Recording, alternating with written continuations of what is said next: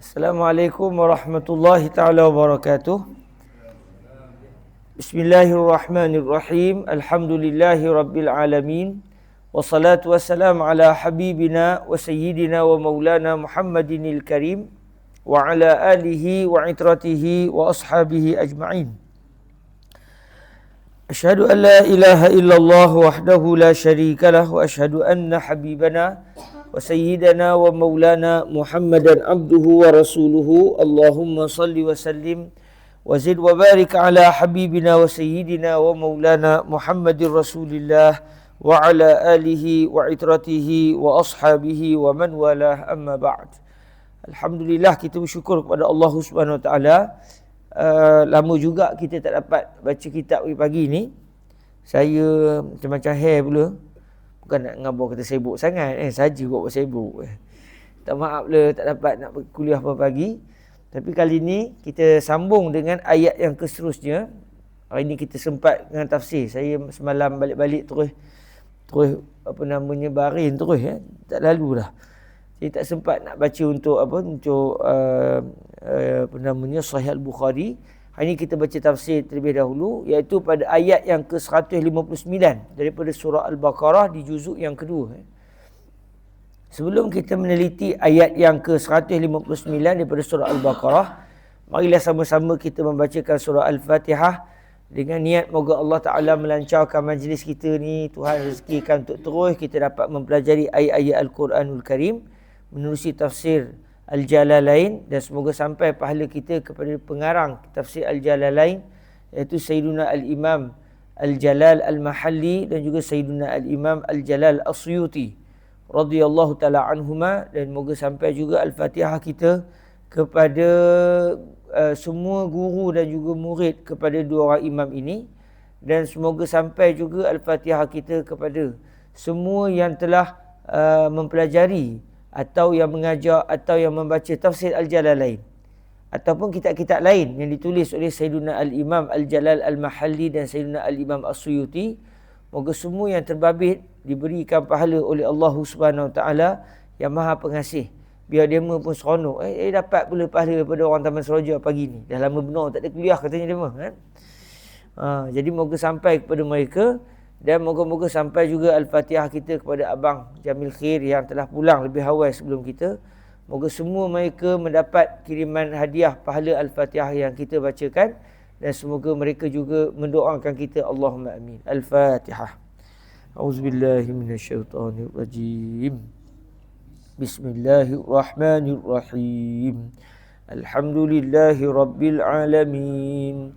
Ar-Rahmanirrahim. Maliki yaumiddin. Iyyaka na'budu wa iyyaka nasta'in. Ihdinas siratal mustaqim. Siratal ladzina an'amta 'alaihim ghairil maghdubi 'alaihim waladdallin. Amin. Ayat yang kita akan baca ni adalah lanjutan daripada firman Allah Subhanahu Wa Taala tentang Bukit Safa dan Marwah. Sebelum ni, innas safa wal marwata min sya'airillah.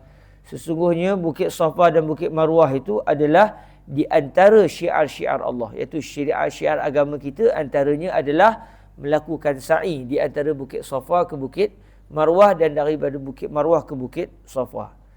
Banyaklah hikmahnya.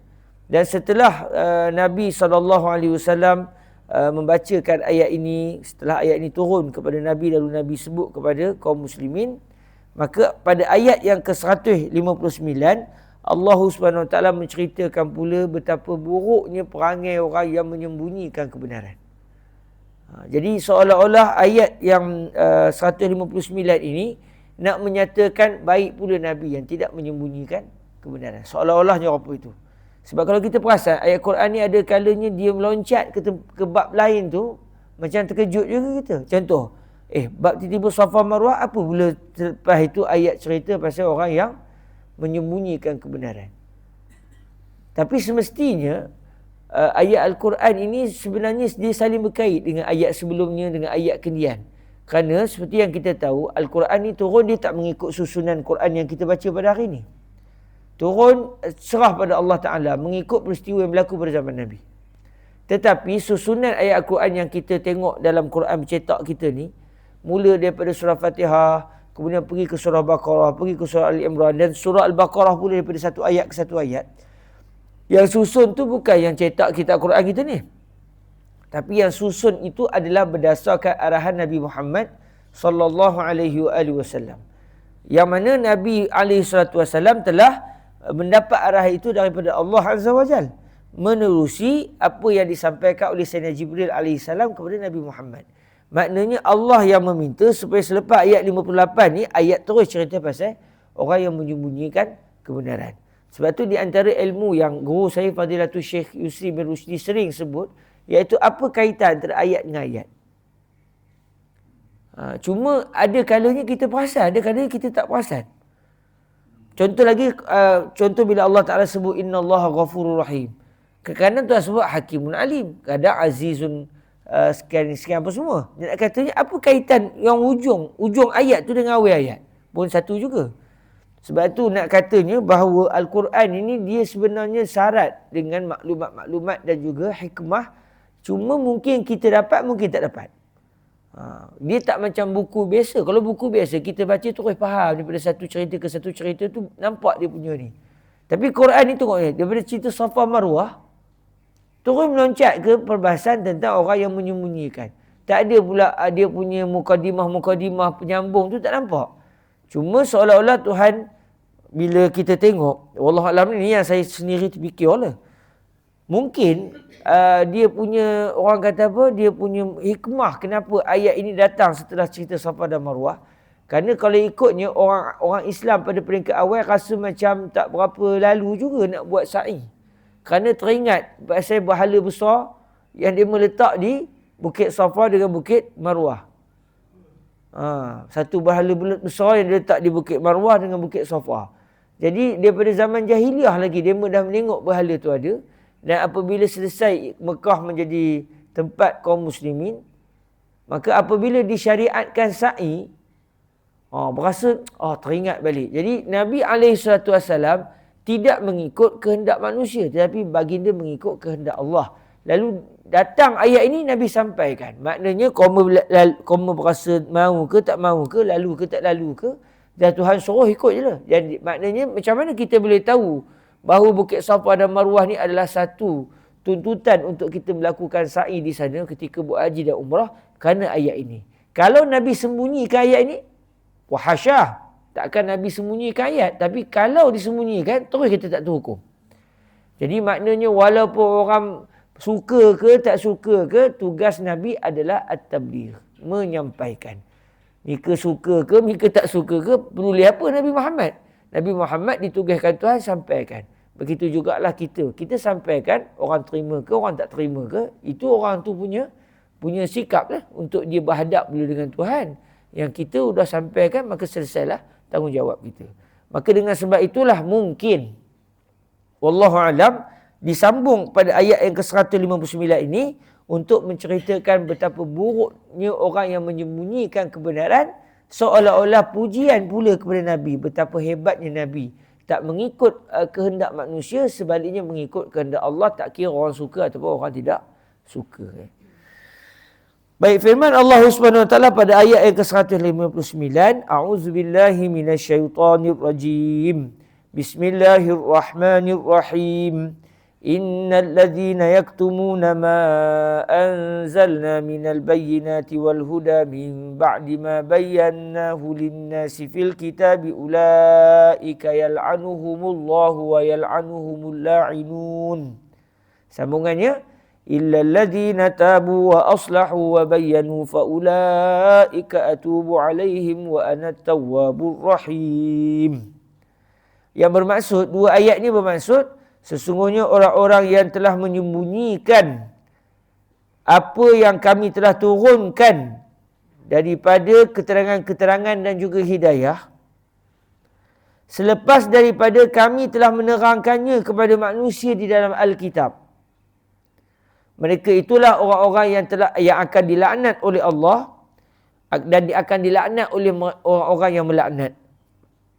Kecuali sekiranya mereka bertaubat dan mereka memperbaiki serta mereka menerangkan Maka mereka itulah orang-orang yang aku menerima taubat mereka, dan sesungguhnya aku adalah Maha penerima taubat dan Maha pengasih. Maknanya dalam dua ayat ini Allah Ta'ala cela orang yang menyembunyikan kebenaran, sebab apa kesannya? Dia akan mendapat laknat daripada Allah dan laknat daripada makhluk seluruhnya.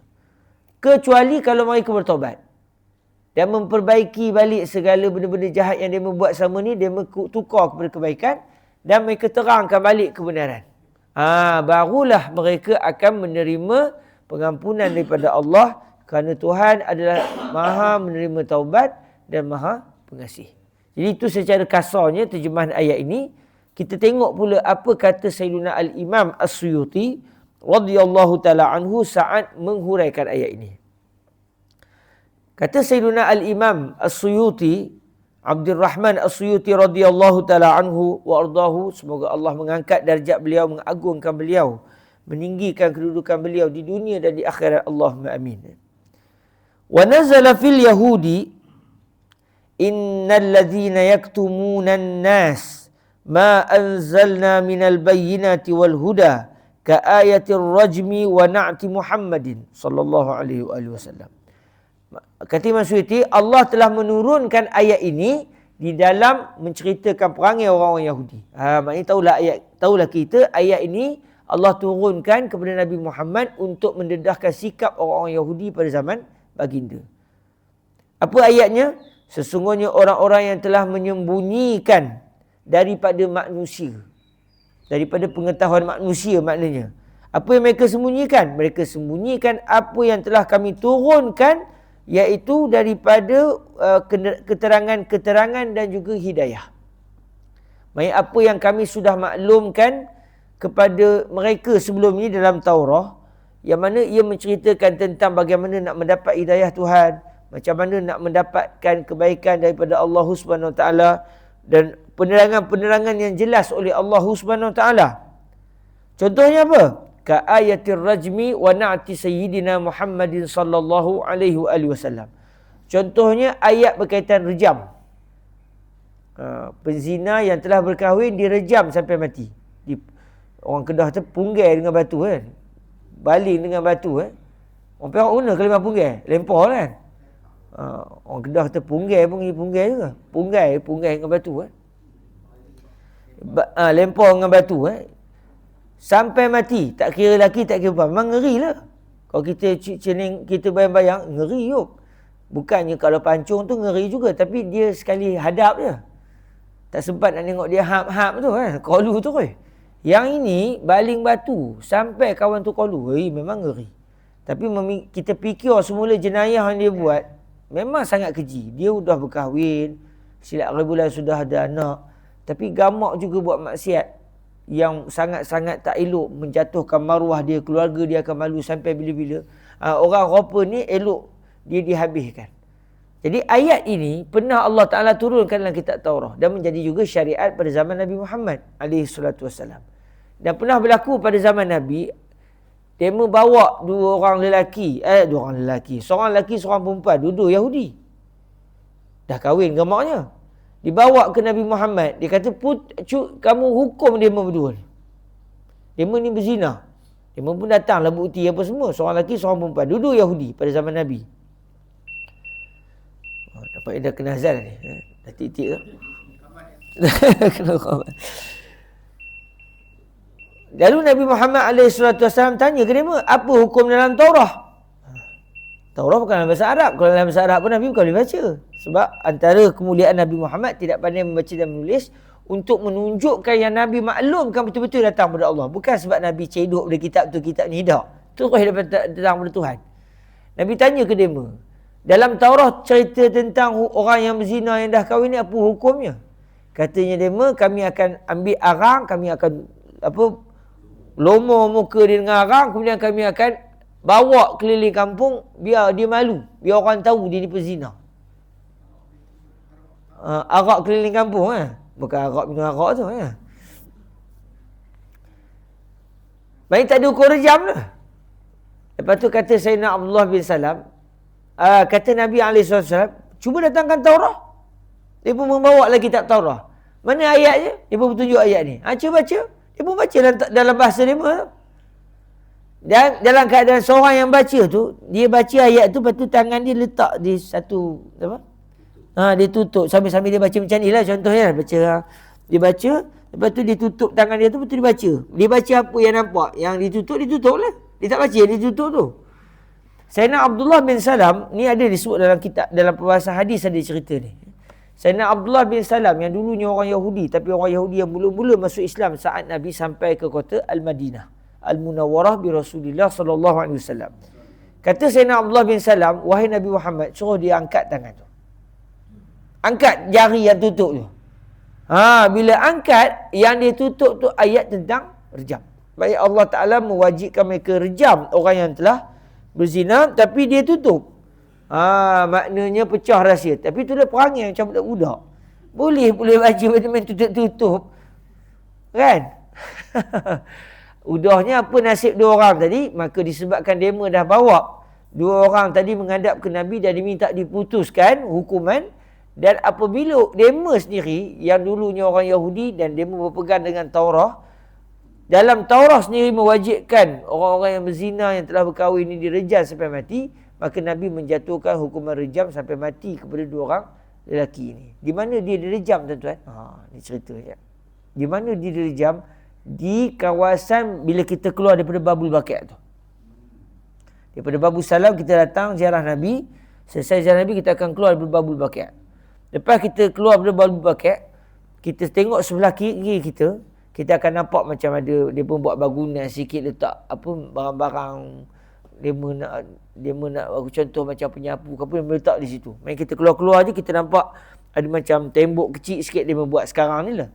Di situ dulu pada zaman Nabi dia panggil Musalla al-Janais.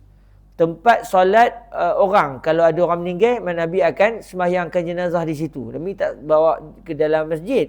Sebab masa itu dengan kemudahan alat apa semua mungkin. Jadi kalau bawa jenazah dalam masjid ni buat ditakdirkan Tuhan keluar apa-apa bila jenazah kotor masjid. Maka Nabi akan solat jenazah di luar masjid. Yang tempat itu berada di tepi rumah Nabi lah. Maknanya kita bayangkan ni kata ni bagus ni rumah Nabi di sini. So dia berada di sebelah kiri rumah Nabi. Rumah Nabi sederet daripada rumah Sayyidatuna Hafsah sederet sampai last kali rumah Sayyidatuna Maimunah bintul Harith.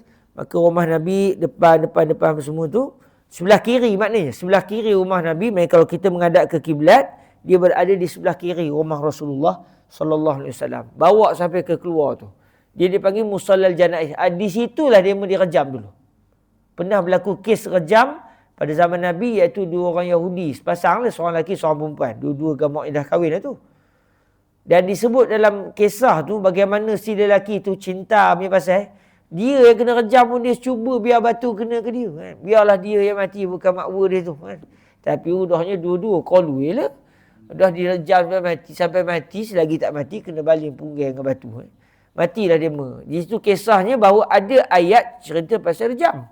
Tapi dema sembunyikan. Jadi Allah Ta'ala sebut, apa yang sudah kami terangkan hukum, dema sembunyikan. Kemudian tentang hidayah, macam mana cara nak dapat hidayah. Antaranya, ikut Nabi Muhammad. Ciri-cirinya 1, 2, 3. Itu pun dema sembunyikan. Tak khabar kepada orang-orang Yahudi yang lain. Yang tahu siapa? Ulama-ulama saja. Sesama ulama pun senyap, dia tak cerita ke orang. Sebab apa? Sekarang dia mengikut Nabi Muhammad atau siapa nak mengikut kita? Tak adalah kita sampul kita. Contohnya. Nak katanya, akhirnya mereka menyembunyikan kebenaran. Sedangkan disebut di sini, min ba'di ma bayyanahu lin-nasi fil kitab at-Taurah. Sedangkan kami sebelumnya, iaitu sebelum kedatangan Nabi Muhammad SAW, kami sudah pun menerangkan perkara tersebut. Contohnya ciri-ciri Nabi Muhammad, contohnya hukum hakam berkaitan dengan orang yang berzina, contohnya sudah kami terangkan di dalam Al-Kitab, iaitu kitab At-Taurah. Kata Imam Suyuti, At-Taurah. Kitab yang dimasukkan di sini iaitu kitab Taurah. Maknanya pada zaman Nabi Musa dulu dah kami nerangkan betul-betul hukumnya dalam Taurah. Kemudian Nabi-Nabi Bani Israel selepas Nabi Musa pun berpegang dengan kitab Taurah. Sampai ke koma kata koma pegang kitab Taurah.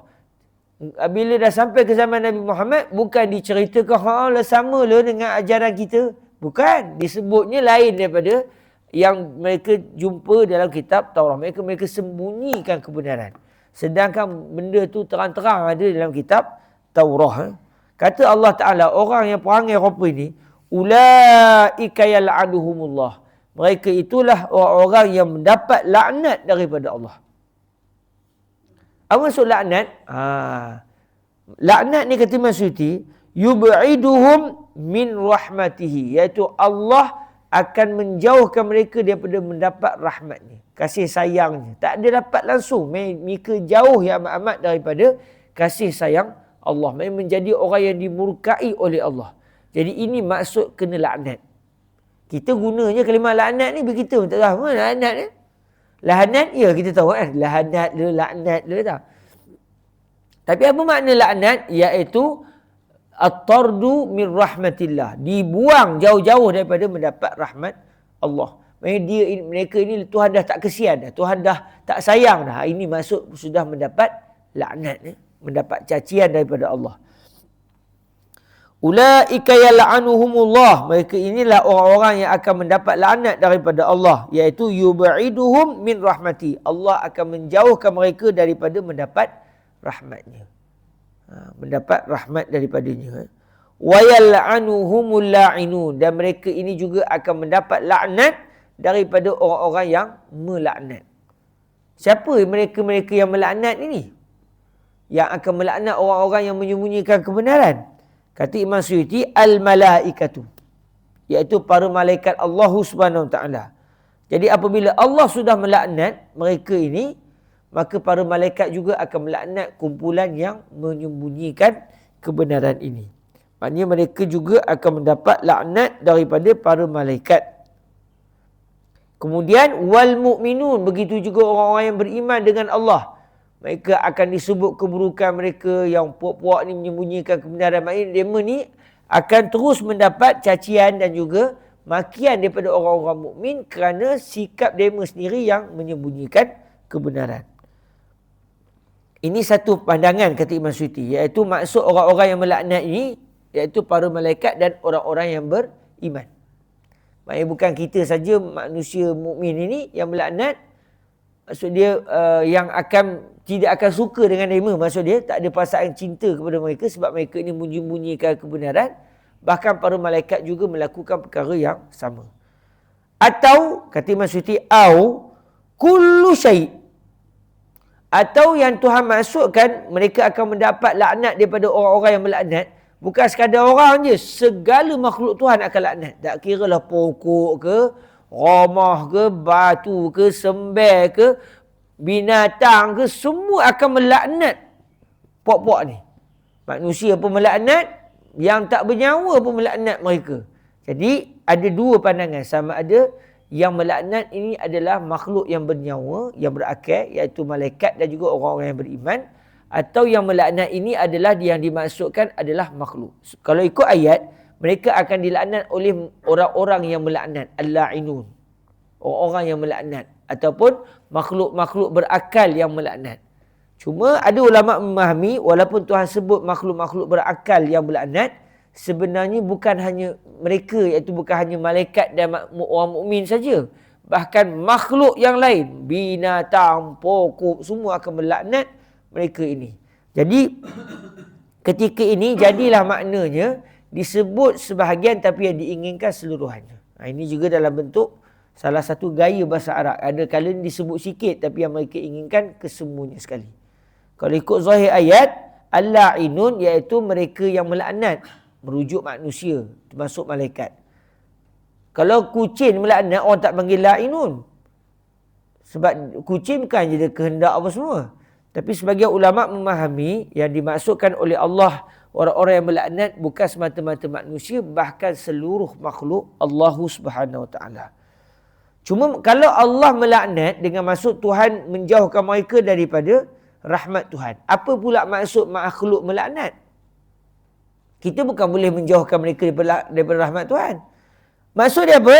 Di sini disebut bid-du'a'i alaihim bil la'nah, iaitu dengan kita berdoa kepada Allah supaya Allah memberikan laknat kepada kumpulan-kumpulan ni. Sebab tu jangan cepat-cepat mulut kita menyebut laknat-laknat ni. Asal marah ya, kamu dapat laknat lah sudahnya. Jangan. Laknatullah lah. Kadang laknatullah. Kadang kau dengar ceramah kalau dah marah benar ustaz tu. Laknatullah alaih. Janganlah cepat sangat. Kalau Firaun tu semua tak apalah. Tapi kalau yang orang yang masih hidup, jangan buat pasal. Sebab takut dia walaupun bukan Islam, takut dia masuk Islam. Atau lepas tu apa nak kita nak jawab dengan Tuhan? Orang ni dah masuk Islam. Kamu pernah laknat dia apa cerita? Jadi maksud di sini iaitu kita melaknat akhlak itu. Mana-mana orang yang menyembunyikan kebenaran, perangai itu berhak untuk mendapat laknat. Tapi individu tu sendiri, contoh kita katakan ada kenal seorang padri Kristian, dia tahu kebenaran tapi tak nak sampaikan kebenaran. Bolehkah kita berdoa, ya Allah turunkanlah laknatmu kepada si fulan ni, Jangan. Sebab dia masih hidup. Sebab kita tak tahu. Mana tahu dia akan bertaubat kepada Allah dan menjadi orang yang beriman kepada Allah. Cuma kalau orang yang terus dengan kehidupan ini sampai mati, mereka berhak mendapat laknat daripada Allah. Bahkan makhluk akan memohon kepada Allah untuk puak-puak ini diberikan laknat oleh Allah. Mari kita memohon kepada Tuhan supaya mereka ini terus dijauhkan daripada rahmat Allah di dunia dan di akhirat. Kalau dia berterus dengan perangai, tidak mahu menyatakan kebenaran. Semuanya kecuali, ada pengecualian. Kalau mereka sudah bertaubat, iaitu illal ladzina tabu, kecuali orang-orang yang bertaubat. Maksud dia raja'u an zalik, mereka kembali semula daripada melakukan perbuatan sedemikian. Mereka tak teruskan dengan menyembunyikan kebenaran, tapi dia mempatah balik, iaitu dengan menyatakan semula kebenaran. Seperti macam Sayyidina Abdullah bin Salam, dia tahu kebenaran. Kalau dia nak sembunyikan boleh juga. Dia ketua ulama Yahudi tu zaman tu. Tapi dia tak menyembunyikan kebenaran. Maknanya dia adalah orang yang tidak akan mendapat laknat Allah. Ataupun katakan ada orang yang pernah menyembunyikan kebenaran. Udahnya dia bertaubat lalu dia menyampaikan kebenaran. Seperti yang kita tengok ada sebahagian padri Kristian contohnya. Yang dulu dia menyembunyikan kebenaran. Udahnya dia tak lalulah. Merasa takut dengan Tuhan segamanya. Udahnya dia cerita betul-betul apa sebenarnya yang disebut di dalam kitab Taurah dan juga Injil. Tentang Nabi Muhammad dan sebagainya. Kalau demo yang rupa ini, dia tidak akan mendapat laknat daripada Allah kerana mereka sudah bertaubat dengan cara kembali kepada menyatakan kebenaran. Wa aslahu, dan mereka memperbaiki, iaitu wa aslahu amalahu, mereka memperbaiki amalan-amalan mereka, iaitu apa yang mereka sudah rosakkan sebelum ini, orang yang mereka pernah sesatkan sebelum ini, mereka jumpa balik. Yuk, awak dulu pernah nyebut apa ni, janganlah yuk. Awak dah taubat. Apa yang awak sebut tu berdoa je, bukan betul pun. Yang betul ini apa ni, 1, 2, 3, 4. Dia memperbaiki balik kesilapannya. Wa bayyanu ma katamu, dan mereka terangkan semula apa yang sebelum ini mereka sembunyikan. Itu syarat bertaubat. Ini kalau taubat seorang betul senyap ni tak jadi juga. Sebab orang dah sesat. Dia penyesat orang. Jadi mereka kena kembali menyedarkan balik orang apa yang mereka selama ini telah lakukan. Faulaika atubu alaihim, maka mereka itulah orang-orang yang aku akan menerima taubat mereka ataupun akan memberikan taubat kepada mereka, iaitu aqbalu taubatahum, mereka itulah orang-orang yang aku akan terima taubat mereka. Wa ana tawwabur rahim, dan akulah Tuhan yang maha menerima taubat dan Tuhan yang maha menyayangi, iaitu bil mukminin, iaitu menyayangi orang-orang mukmin. Sebab orang mukmin mereka beriman kepada Allah dan tidak menyembunyikan kebenaran, maka layaklah mereka untuk mendapat kasih sayang Allah Subhanahu wa taala. Kemudian pada ayat yang ke-161, besok apa je? Tak sempat besok kita baca baru ngaji ya. Pertemuan yang akan datang kita akan masuk pula pada ayat yang ke-161, iaitu Allah Taala menceritakan kalau di dunia mereka sudah mendapat laknat, di akhirat nanti apa cerita pula? Adakah bila di dunia je dapat laknat, di akhirat dapat syurga Firdaus? Sudah mendapat nikmat, tengoklah apa cerita. Kalau dah di dunia pun sudah mendapat laknat, tahulah kita di akhirat lebih dahsyat lagi. Mereka akan diazab oleh Allah Subhanahu Wa Taala dan kekal dalam api neraka Tuhan. Wali'azbillahi min zalik. Sedap mengata orang Yahudi tak? Kita sendiri macam tu. Kita sendiri pun kalau ikutnya dia sesuai macam ahlul kitab je, kerana kita ada Al-Quran dan juga Al-Hadis. Ahlul kitab wa sunnah kita ni. Kita sebab kita ahlus sunnah wal jamaah. Maknanya bila kita baca kisah seperti ini, walaupun Allah menyebut betapa dahsyat dan juga beratnya balasan yang akan dikenakan kepada orang Yahudi yang menyembunyikan kebenaran, kita sendiri tidak boleh menyembunyikan kebenaran. Sebutlah benda-benda yang kalau kita tahu benda tu salah, sebut je. Sebut, maklumkan. Orang terima, orang tak terima, itu cerita lain. Cuma dalam kita menyatakan kebenaran ni, tengok keadaan juga. Sebab tujuan kita nak menerangkan kebenaran ni supaya orang tahu dan kembali. Bukan untuk kita menjadikan penerangan itu sebagai melepaskan geram kita. Ada juga setengah orang, macam dia nak amal ma'ruf nahi munkar, tapi sebenarnya dia tak kisah pun orang tu berubah ke tidak. Yang penting puas hati aku, udah ngentam si fulan tu. Ada juga. Kan? Orang tu dah salah. Apalah kamu ni orang buat salah masuk neraka lah apa. Puas hati aku boleh marah dia hari ni. Padahal dia konon-konon macam nak menegur kemungkaran. Hakikatnya tak. Dia nak melepaskan marah dia dengan menjadikan amal ma'ruf nahi munkar tu sebagai sandaran. Ini juga salah. Main dalam kita menegur sesuatu kesilapan, tengok keadaan sesuai ke tidak. Maknanya kita nak orang tu menerima kita punya teguran. Kita nak menerangkan kebenaran. Kita nak orang tu terima kebenaran. Cara dia macam mana? Dengan menggunakan cara-cara yang baik, dengan harapan moga-moga tersentuh orang itu dan berubah. Kalau contoh dalam khutbah, saya tahu fulan bin fulan tu ada buat kesilapan. Kalau saya nak negur, saya sebutlah secara umum. Tak payahlah sebut, seperti kawan kita seorang ni, yang tak tahulah saya menengok muka dia di taman, tak pernah datang sembahyang Jumaat. Jangan jadi macam dia. Dan moga-moga dia bertaubat. Allahumma amin. Agak-agak bertaubat dia. Setiap hari bulan dia datang bantai je tengah khutbah. Kurang hajar punya khatib betul. Macam dia seorang masuk syurga. Nampak dah lain ceritanya. Sebab saya bukan nak menegur dia. Saya nak hentam dia. Malukan dia. Sebab tu kalau kita tengok akhlak Rasulullah sallallahu alaihi wasallam, dalam Nabi menegur, kalau dalam para sahabat tu ada yang buat kesilapan, dan kesilapan tu perlu disebut dengan secara umum, Nabi sebut juga dalam khutbah. Tapi Nabi sebut, apalah satu kaum itu, apalah orang-orang tertentu tu yang buat satu kesilapan begini. Tak sepatutnya buat begitu. Tapi masa Nabi sebut tu, Nabi tak pandang orang tu. Pandang ke lain. Cuba kalau Nabi pandang, apalah orang ni, pandang dia. Semua orang nampak ada dia yang salah. Tengok akhlaknya Nabi alaihissalam. Nabi sebut umum, tak pandang orang tu tahulah dia kena tegur, tapi dia dalam keadaan dia tahu Nabi tegur dia, dalam keadaan orang pun tak tahu dia kena tegur. Jadi santai. Dia pun dapat, dalam masa yang sama dia pun tak adalah rasa malu. Orang lain pun mendapat, jangan kita buat perang yang apa tu, tak tahulah siapa yang buat. Macam tu je sudah. Siapa entah. Yang penting selesai. Nabi sudah menyampaikan, dalam masa yang sama juga meraihkan. Itu juga kalau kita tengok akhlak Rasulullah, kita akan nampak indahnya Nabi SAW, hatta kepada mereka yang salah pun dalam menegur sangat-sangat baik. Moga-moga kita dapat mengikut akhlak Nabi Muhammad sallallahu alaihi wasallam. Jazakumullahu khairah. Pertemuan akan datang kita masuk pada ayat yang seterusnya. Kita tangguhkan dengan selawat nasah. Silakan.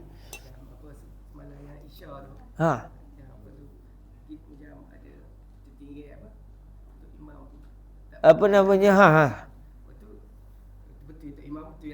Betul lah. Makmum saya tak tahu. Ada yang bangun, ada yang itu. Mufarakah ke apa? Saya tak tahu. Saya pun terperasan juga sebelah kiri, sebelah kanan. Tapi saya tak tahu apa yang berlaku. Sepatutnya macam mana? Dia sepatutnya kalau macam kes apa nama cikgu, saya tak kisah sebab saya lagi teruk cikgu. Tertambah jadi 6 rakaat tu sampai ada khilaf, dia kata 5, dia kata 6, lagi teruk kan. Dan tertinggal ni biasa kan.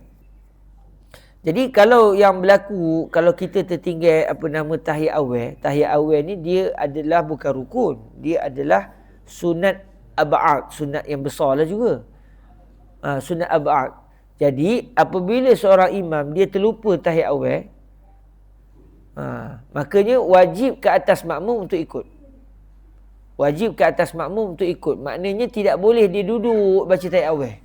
Kalau dia kekal baca tahiyat awal, dia yang batal sembahyang. Kecuali kalau dia niat mufarakah. Dia dah mufarakah tak boleh, dia buat sembahyang seorang-seorang dia lah. Jadi kalau kita masih meneruskan mengikut imam, apa yang perlu kita buat? Makanya kita kena terus bangun. Macam yang saya tengok kata-kata buat semalam betul. Alhamdulillah saya kata, Alhamdulillah surah-surah ni orang alim belaka. Alhamdulillah. Tak ada yang kata subhanallah. Buatlah dia kata subhanallah, udah kelar kabut. Tuan imam turun ke bawah, lebuh dulu kan. Jadi nak katanya juga pernah berlaku masa kami di Mesir dulu, sembahyang maghrib. Si imam tu budak UK datang melancong ke Mesir. Kita pun persilakan dia jadi imam. Masalahnya dia terlupa tahiyat awal. Dia bangun. Yang kawan-kawan yang belajar Azhar ni, tapi nak kata benda ni jangan berlaku. Udahnya ada pula yang rajin. Subhanallah. Turunlah si imam. Dia pun terketar-ketar turun. Saya pula terus bangun. Saya pun mufarakah. Lepas habis main saya khabar. Tuan imam pun salah. Makmum yang sebut subhanallah pun salah. Yang betul siapa? Saya, Alhamdulillah. Sebab dia kalau ikut macam kes malam, Alhamdulillah semuanya betul. Jadi dari satu sudut kita pun dapat belajar. Tapi tuan imam tak sengaja kan. Kalau sengaja pun tak apa. Bila tuan imam bangun, betul. Itu tindakannya. Sebab dah terlupa. Jadi kalau teringat, kalau turun balik, batal sembahyang. Jadi apa yang perlu dibuat oleh makmum? Makmum yang dah terperasan. Makmum peringkat awal dia akan duduk tahiyat awal. Tiba-tiba tengok imam dah berdiri. Apa dia kena buat? Tak payah sebut subhanallah semua. Terus bangun. Maknanya kita tahu imam sudah telah meninggalkan tahiyat awal. Sama dia terlupa atau sengaja, itu tak kisahlah. Dan apabila imam meneruskan sembahyang, maknanya macam yang cikgu buat betul lah tu. Kena dengan fiqahnya. Dan apabila selesai membaca tahiyat akhir, disunatkan bagi imam untuk sujud sahwi. Sunat bagi imam sujud sahwi. Imam pun sujud sahwi. Mari makmum ketegur dia. Kata, tak bukan aku yang salah dalam hati dia. Dia kerah, tak ada apa, tak ada. Dia pula batal sembahyang. Sebab wajib mengikut imam. Jadi apabila imam sujud sahwi, maka kita pun walaupun contoh imam tertinggal kunut ke apa semua tak, maka bukan sunat, wajib makmum mengikut tindakan imam, iaitu juga turut sujud sahwi. Katakan cikgu terlupa semalam untuk sujud sahwi, sunat pula setelah imam memberi salam, makmum sujud sahwi. Dia sudut hukum. Dia katakan semalam, saya dah standby lah. Sebab tu bila katakan kita dah nak sujud sahwi, saya semayang mandang juga ke depan, nampak Abang Beja duduk tahiyat awal. Pasal tak? Betul tak? Tengok, tengah semayang pun tengok orang. Saya disah di situ, saya pandang depan lah. Saya tengok ada yang tahiyat akhir. Ada yang duduk tahiyat akhir, ada yang duduk tahiyat awal. Abang Peja duduk tahiyat awal. Saya pun duduk tahiyat awal. Sebab apa? Kalau kita nak sujud sahwi, walaupun kita duduk tahiyat akhir, kita duduk secara macam tahiyat awal. Cara duduk tu, dia bagi duduk iftirash. Jangan duduk tawarruk. Duduk tawarruk tu yang kita menyengit duduk macam tahiyat akhir tu. Sebab apa? Sebab kita nak sujud selepas tu. Kalau kita dah duduk macam tahiyat akhir, nak ke depan semula, harus tiba-tiba tak mahu ya. Udah berat benar badan. Makanya sunatnya kita duduk seperti tahiyat awal, tapi bacanya tahiyat akhir. Bacaannya bacaan tahiyat akhir, cuma cara duduk macam tahiyat awal. Dan katakan imam terlupa pula atau imam tak sujud sahwi, katakan imam terus Assalamualaikum warahmatullahi Assalamualaikum warahmatullahi. Imam terlupa pula nak sujud sahwi. Kita sebagai makmum, apa yang perlu kita buat? Disunatkan setelah imam bagi salam, dah habis sembahyang. Dah tak ada istilah salat berjemaah dah. Sebab imam dah keluar, dah habis sembahyang. Sunat kita sebelum bagi salam, kita yang sujud.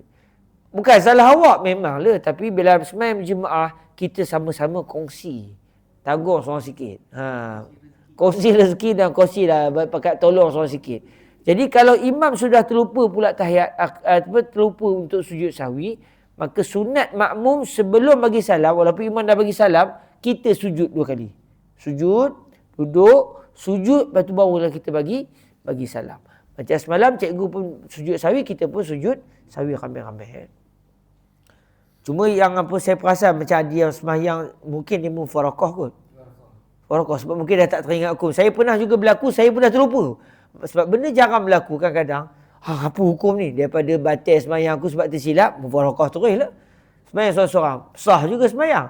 Tapi kalau kalau kita teruskan tahiyat awal dalam keadaan kita dalam keadaan kita nak ikut imam juga, ketika tu batal. Sebab tu orang yang di belakang imam tu dia kena jaga sungguh-sungguh imam. Dia adalah asisten imam. Jangan macam saya hari tu, habis sembahyang orang di belakang kiki je. Banyak rakaat sembahyang kan. Dia tak kabur pun ke kita. Patut dia lah ke depan ke sebut subhanallah ke tidak. Ini dia ketawa pula. Dah berapa rakaat? Kalau dia dah bagi amal pertama, lepas tu dia ingat. Saya pun terlupa nak nyebut benda ni. Katakan imam ataupun kita sendiri tak terlupa tak aware. Lepas tu dah bagi salam. Assalamualaikum warahmatullahi. Assalamualaikum warahmatullahi. Lepas tu baru teringat. Yang kita tak sujud, sawi. Sunat kita sujud. Maksudnya sebab kita dah bagi salam, yang dah habis semayang dah kiranya. Tapi disebabkan kita baru teringat yang tadi kita terlupa sujud sawi, maka sunat kita sujud. Sujud,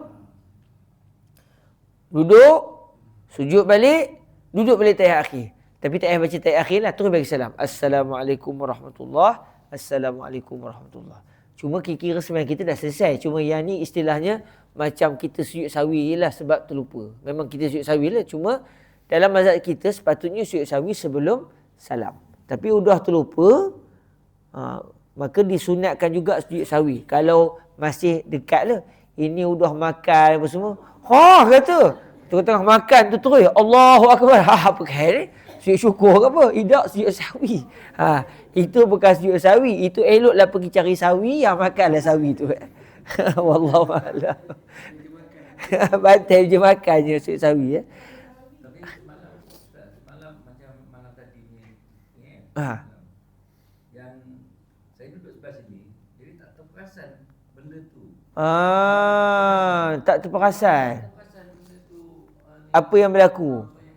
Jadi kita tengah kusuk sangat, ya Allah. Allahu Akbar.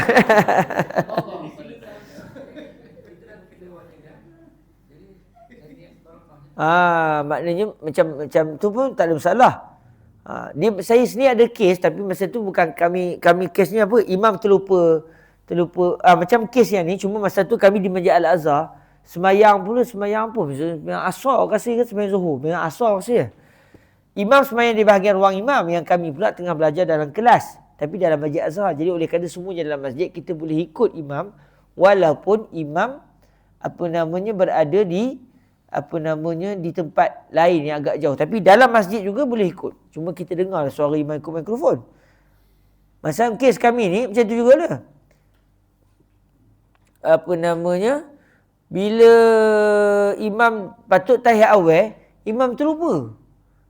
Jadi masa sujud tu Allahu Akbar, semua pakai sujud. Lepas tu Allahu Akbar, imam tu naik ke rakaat yang ketiga. Yang kami tak tahu cerita. Kami pun Allahu Akbar, duduk tahiyat awal. Memang tak nampak macam kisah tuan cerita, tapi tak perasan kan, kisahnya tak perasan lah. Imam tengah berdiri, kami tak tahiyat awal. Allahu Akbar, imam berrukuk, kami pun Allahu Akbar baca Fatihah. Baru baca 3 ayat, Sami Allahu liman Sami Allahu liman hamidah. Ni tengah semayang ni, tengah berdiri, baca Fatihah. Apa ni Sami Allahu liman hamidah? Udah lebih 5 dah. Tak tahu nak buat macam mana. Ketika itu hendaklah mufarakah. Sebab kita dah tak tahu nak mengikut imam macam mana. Jadi kalau kita dah tak tahu nak mengikut imam, mana satu pergerakan imam, kita dah tak tahu, maka ketika itu hendaklah